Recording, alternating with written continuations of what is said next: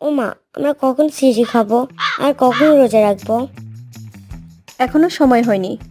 সময় হলে আমি তোমাকে ডাকবো। আচ্ছা।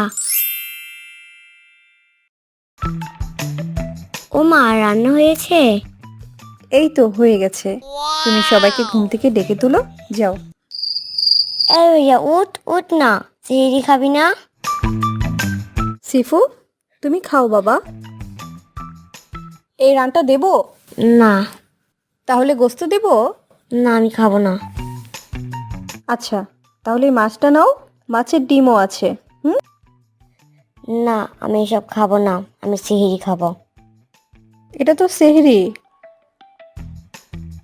না, এটা তো সিঁড়ি না, আমি সিঁড়ি খাবো। রোজা রাখার সেহরি তো। হুম। রোজা রাখার জন্য আমরা রাত্রে যা খাই তাই সেহরি।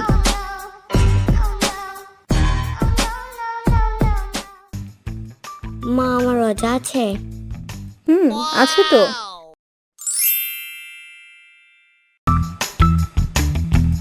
মা, একটু পানি খাই? খাও।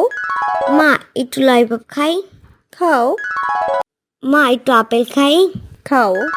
মা, একটু চিপস খাই? খাও।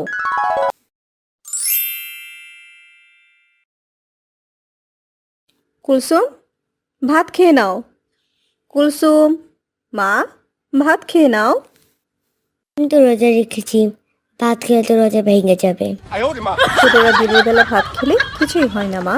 হুম। এখন খেয়ে নাও, তাহলে তোমার একটা রোজা হয়ে যাবে।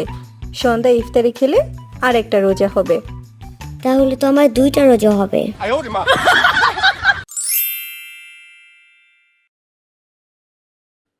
কুলসুম, ও কুলসুম, এদিকে আসো। শরবতটা খেয়ে দেখো তো ঠিক আছে কিনা। হুম। চিনি ঠিক আছে? হুম। চিনি আরেকটু দিব? হুম।